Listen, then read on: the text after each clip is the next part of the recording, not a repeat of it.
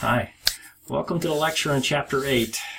This chapter is on system acquisition and development. We're going to break this chapter into two parts, as I mentioned in the week at a glance. So this week we'll worry only about waterfall, which is one of the techniques in how do I develop an information system. And then after the break, we'll do the agile development process. So let's see what we can do. Now, one of the things that's always a big decision is, do I buy a system or do I build it internally? Sometimes, buying it off the shelf is a little less risky, get it up and running faster. But, then all of a sudden, how do I maintain it? How do I support it? Ends up being an issue. So you may not have the best flexibility in some of the buy, but building it yourself becomes a very time-consuming, could take months or years to deploy your own system. So each company has to make their own choices. Now, if you choose to build, this is where we're getting into the two different development methodology processes, waterfall and agile software development process. So what is waterfall? Like I said, this week we'll do waterfall. Waterfall is just a sequential, multi-stage system development where work on one stage can't be started until the previous stage has been reviewed, approved, if there's any modifications. So it is very rigorous, time-consuming, but you're sure that all the steps have gone through, everybody's bought into it, any changes, modifications have been made to the whole process, all kind of work. So there are 6 major phases to this waterfall process, and each one of these phases have several different steps in them.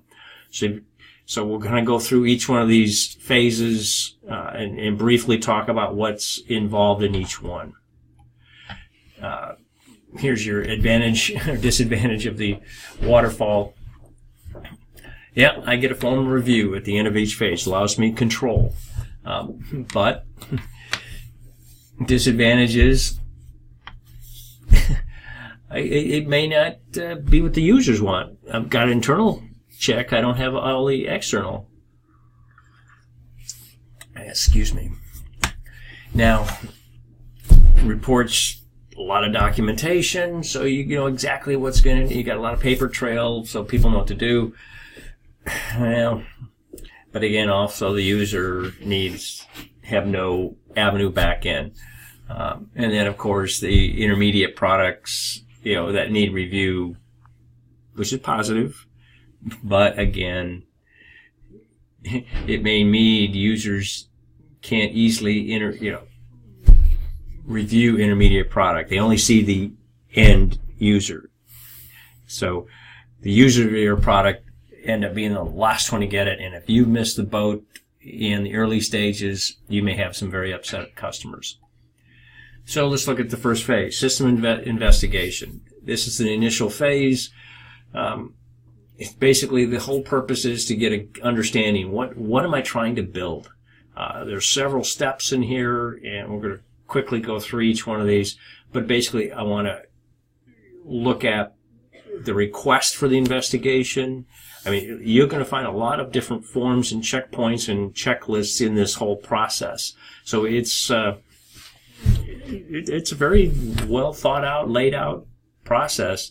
But so steps are, you're going to review the system, who made the request, who's going to, then you got to identify who's going to recruit the team leader, the team members, how much is the budget, what's the schedule, actually do the investigation, come back with information, kind of put together some kind of feasibility report, prepare a draft of this report, review this report with and this they're saying the steering committee, but basically the powers to be saying, here, this is what you asked me to investigate. Here's my initial research.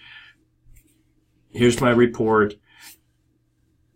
This stage then gets approved, signed, sealed, delivered, stamped, and gone. So, very detailed. I'm not going to go through each one of these, but basically, you got a preliminary statement. What are the problem statements? How am I going to align efforts? Identify goal, general areas of the business that you're trying to solve. Recruiting team members, project manager maybe. And then assign responsibilities to team members to make sure that they, what kind of information they get gathering, how they want the data to be analyzed, prepare the report, and present the report. Budget. Even though this is just the investigation, it may have its own little budget just to make sure that I can do the research, because it may mean traveling to other locations, talking to consultants. So you're going to set up a budget just for the system of investigation, because you may find that, hey, I'm not going to build it, I'm going to buy it. It's cheaper and better. So you want to make sure you just can segment this budget from the whole project development budget. Now the investigation itself. I'm going to perform the. I'm going to talk to anybody and everybody that I'm looking at. Business leaders, contractors. You're going to have different meetings with different folks. You're going to look at different phases of the system development project. You're going to break down the project into different pieces. You're going to perform a feasibility analysis. You're going to look at is it technically feasible? Is it economically feasible? Is it legal? What's going to be the operation? And how long is it going to take us to do this? You're going to look at all those different feasibilities as far as in this. Then you're going to prepare a report. You're going to release a draft of this report and then kick it out to a few people to make sure that it makes sense.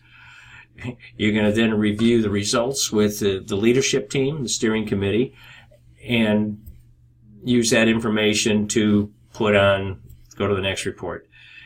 Now that you've got gathered all this information, now you can say, okay, now I'm going to do an overall systems analysis. And now I'm going to get more specific information on the existing system. So, because now I got to set up this system analysis. I got to give the requirements of the new system, but I can't give you requirements of what I want to improve until I tell you what the existing system is doing. So you gather information on the existing system. You're developing requirements for the new system. You're considering alternatives that may have been identified, and then you're going to investigate the different feasibilities. And you go like, well, gee, that sounds a lot like what we did before. Well, yes and no. This is actually going to more specific information. You've already said, yep, I think this is the way to go. You've got a total approval. So now let's move on. So this is a little bit different, a little more concrete. But as you're going to look at the SEPT, I've got to recruit the leaders, the team, the budget. I've got to study the existing system, develop a set of requirements, actually make sure that we got the right priority, identify and evaluate the solutions, perform that feasibility analysis and go through each of those steps to say, hey, is this all feasible? Create the report and then review the report. So you're going to see the same types of things, team members, budget. So you still don't have a total development budget because it's still, at any one of these phases, you can kill the whole thing. So identify your members, study the existing system, making sure they understand what's going on, and you can collect data, a lot of different sources, direct observation surveys. You're going to prioritize the requirements you've got, which ones are crucial to the success of this project, which are medium and low. So you're going to create data models, where the data is coming from, some of the tools that we've talked about before, entity relationship diagrams, You're going to set up policies as far as, what are the requirements? I got a new system requirement. What are the guidelines, standards, policies that maybe requires changes to the corporation culture? So all that comes into play. Develop prioritized set of requirements. So make sure that you've got the sequence of these requirements. You're still going into analysis. You're identifying alternative solutions. I got different options. I can build it. I can buy it. I can build parts of it. I can buy parts of it. I can custom buy, so you got a lot of different options as far as this. Then you're going to perform more in-depth feasibility at each phase. You're going to prepare the report and you're going to review the report with the analysis. Now that you've done the analysis, now I'm going to do the detailed design. So now I've got the requirements laid out. Now I got to say, now I got to do the technical specifications that is going to be built. So I haven't still written any software yet, but here's now I'm going to give the technical specs based on the requirements to write the report. So here again, budget, team, designing the user interface, system security controls, disaster recovery, database, performing feasibility analysis, draft system design report, and review it again. So you see a lot of these things repeating, and there's like in this case, from items 3 to probably to 7 are the new things: user interface, security controls, disaster recovery, and how the data is going to flow. So again, you got the design requirements, user interface. How's it going to work? Now, you may or may not get users involved. Even though you created a user interface, your call whether you're going to do this. We'll find after the break, Agile development is very user-focused, so users are always engaged. User design may not be.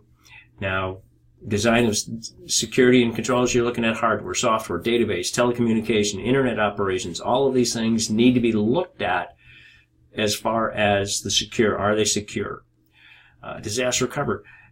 I want to make sure that if something does happen, anything that's mission critical to my business, I want to make sure it's protected.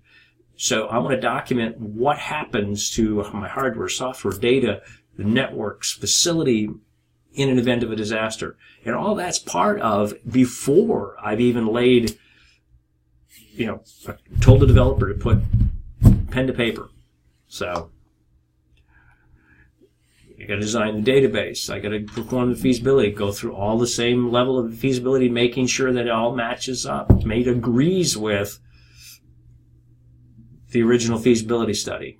Now you got a little bit more requirement. You're going to prepare your report.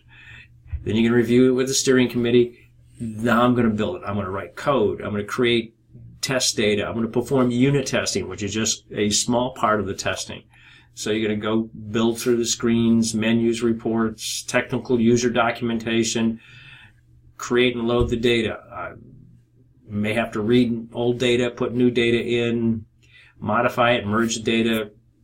Maybe I've had systems where we had to migrate the data from one format to another over a weekend. So we do this database dump and then reconfigure and then reload the data.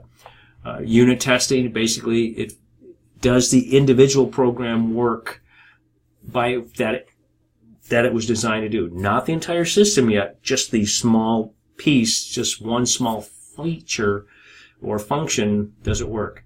Because there are several different types of integration and testing to make sure everything works. There's integration testing, which involves now I take all these individual components and test them together as a group. Then I got system testing, which now says I'm going to design a test across the entire system to make sure all requirements are met. I've got volume testing, which says, okay, will it meet at the load we want it to run at? Do I want to make sure I can have 500 simultaneous users, so much data that's getting processed, whatever the case may be. I want to make sure that I'm tested under stress conditions. And then finally, I get the users to say, hey, do you agree with what we've done? Of course, now you look at it, I've done a lot of other things in this waterfall process that if they argue, if they balk at this stage, we've got a lot of money and time invested. Then it's a matter of, okay, now I'm going to implement it. I'm going to train the users. I'm going to prepare the users. I'm going to train them. I'm going to prepare the site, which means whatever location this software system is going to be located. I'm going to install it. I'm going to cut over. I'm going to turn it over to the user. I'm going to make it ready to be used. So site prep is basically based on what size the system is. It could be anywhere from, is your hard drive ready to go, to a computer room, printers, servers, whatever the case may be. So maybe there's wiring, air conditioning, construction, and then all of that stuff has to be done. So, and then it's a matter of physically installing all of that stuff in the computer room and stuff to make sure it all comes together. Cutover. Now there's a couple of different ways we can do this. It basically just means I'm turning the switch from old system to new system. One, I can do a direct cutover or a direct conversion. Basically it says one night I'm running one system, second day, next night, midnight on Saturday we're running one, 12:01 we're running another one. Could be a phased in approach. Could be a piecemeal. Could be that I'm setting out different parts of it at different stages. So I'm not giving you the whole system at one time. I'm giving you the user interface piece. Then I'll give you the database piece. Then I'll give you the reports piece, whatever the case may be. So you can kind of phase it in. Pilot startup. Sometimes you say, I've got the old system running, but I'll let these few users kind of run the new system and let me know how it is. And then based on their feedback, go back, make modifications before I turn it over to everybody else. And then you got a parallel startup. I've got both old and new systems running in parallel, and then until the point where everyone feels comfortable, and then roll everything out. And then, of course, now I got to worry about the operations and maintenance. What's it going to take to run the system, keep it up? Is it going to be a help desk? Is it going to be monitoring, tracking, systems review? What happens to changes and modifications to the environment? Networks, bugs, technical and hardware problems that come into play. What happens if changes in corporate guidelines and government guidelines? All of this stuff says, what do I have to do to maintain this system? And then, of course, there's different ways of doing it. I can do a quick, I can do a slip screen, so I'm just going to upgrade where I'm just kind of slow, minor upgrade, just slight minor bug fixes. Could be a patch, could be a minor change, a full release, a full version. All of these, of course, the amount of time, space, energy, the amount of work that needs to be done on each of these is, as you can tell, the amount of change to the system grows as you go higher up this list. And then, of course, the last thing is, okay, what happens when this system is ready to be dissolved? So now I got to commute the intent that this product's no longer going to happen. We're going to kill it.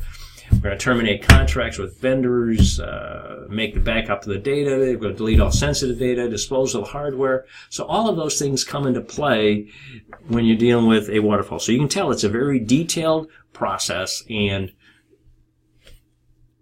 but it's very rigorous, and there's a lot of checks and balances to make sure everything is done. So hopefully it gives you an idea. After the break, we'll talk about a agile development process, which is quicker, users are involved from day one, and a little bit faster pace.